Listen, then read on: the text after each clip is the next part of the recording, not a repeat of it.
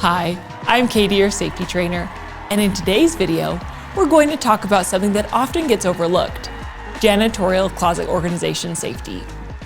Now, these closets come in all shapes and sizes. Some are barely bigger than a broom cupboard, while others feel more like a small room.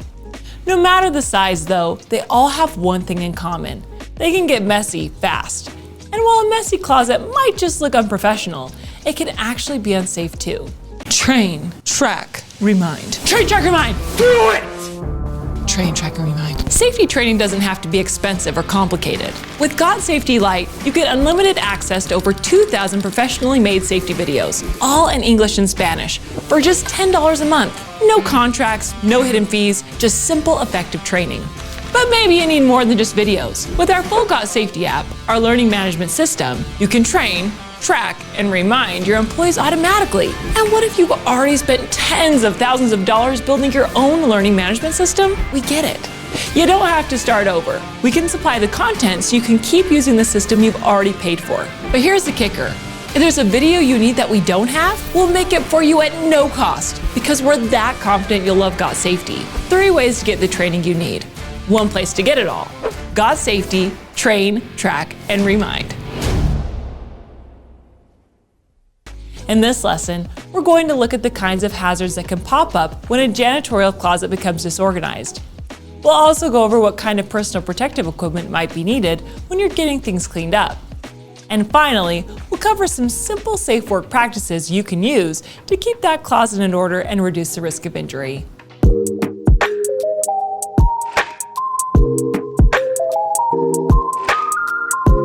When a janitorial closet becomes messy and disorganized, it can lead to more than just an eyesore. It can actually create some serious safety risks. For starters, there's the potential for slips, trips, or falls. That can happen if chemicals leak or spill, if a sink overflows, or if items like cords, tools, or equipment are left on the floor. You might even trip over something as simple as a mop handle or get tangled in a loose vacuum cord. There's also the risk of skin irritation or damage if a chemical leaks and you come into contact with it. And that risk gets worse if you're not wearing the proper protection. Breathing in fumes or vapors from spilled concentrated chemicals can also lead to respiratory irritation or more serious harm, especially in a tight, enclosed space like a closet. Falling objects are another concern. If items aren't stored securely on shelves, they can fall and strike someone unexpectedly. And when things aren't placed where you can reach them comfortably, stretching or overreaching could lead to a musculoskeletal injury. Another serious risk is accidentally mixing chemicals that aren't meant to be combined.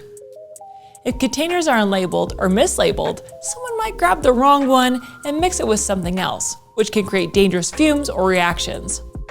Disorganization can also attract unwanted pests. If trash, food wrappers, or anything else that bugs or rodents might find appealing is left in the closet, it can lead to an infestation.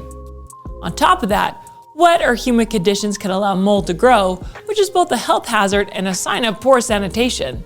And finally, if water leaks or overflows reach any electrical boxes or cords in the closet, the risk of electrical shock or electrocution becomes very real. So even though it might seem like just a small storage area, keeping a janitorial closet neat and organized plays a big part in keeping the whole workspace safe.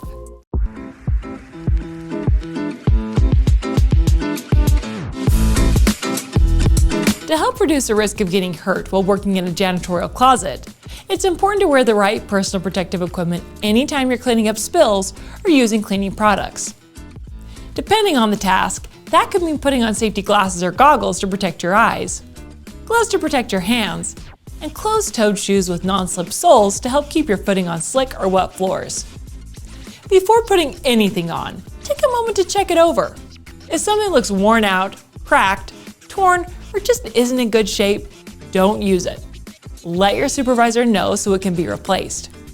Wearing damaged PPE won't give you the protection you need, and it's just not worth the risk.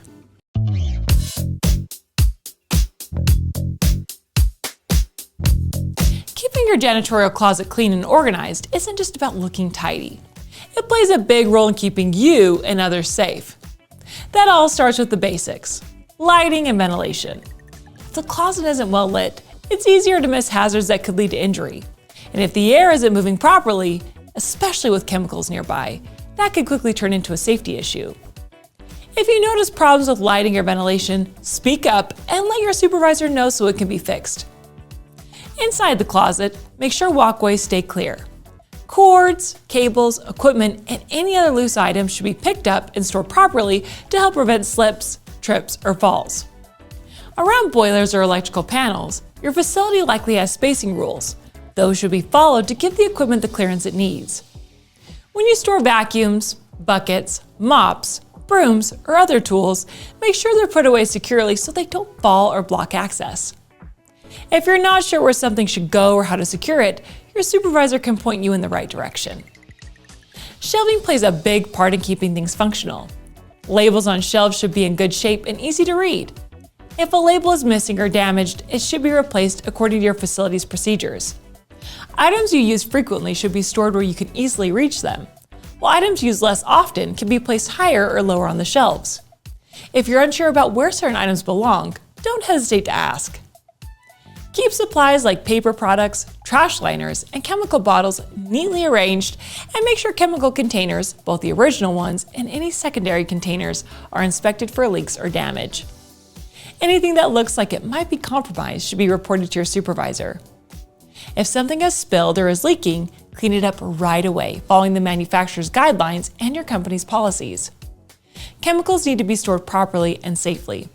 Always follow the manufacturer's instructions and your facility's storage procedures. And be careful not to store incompatible chemicals together. That kind of mix-up can be dangerous. All chemical containers must be clearly labeled.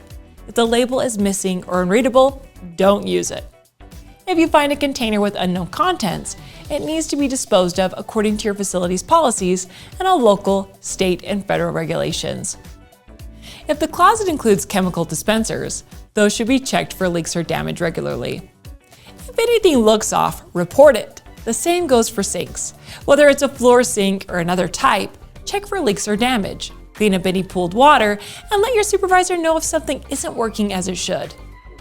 Dirty items like used rags, mop heads, and laundry needs to be put in the proper bins or taken to designated cleaning areas, depending on what your facility requires. One thing to never do is store food or drinks in a janitorial closet. Not only can that attract pests, but it also increases the risk of contamination from nearby chemicals. Trash bags and bins should be emptied into the proper disposal containers, and when you're done using the janitorial cart, it should be put away so that it doesn't block any doorways or create an obstacle. To wrap things up, a messy or disorganized janitorial closet, no matter how big or small, can create serious safety risks. Whether you're stocking supplies or just grabbing something quickly, a cluttered space increases the chances of accidents happening. That's why it's so important to keep the closet organized and follow your facility's policies and procedures when it comes to storage and upkeep. And if you ever have questions or something doesn't seem right, don't hesitate to reach out to your supervisor for help. That's all for today's lesson. If you like this video, look for us on social media. And remember, stay safe out there.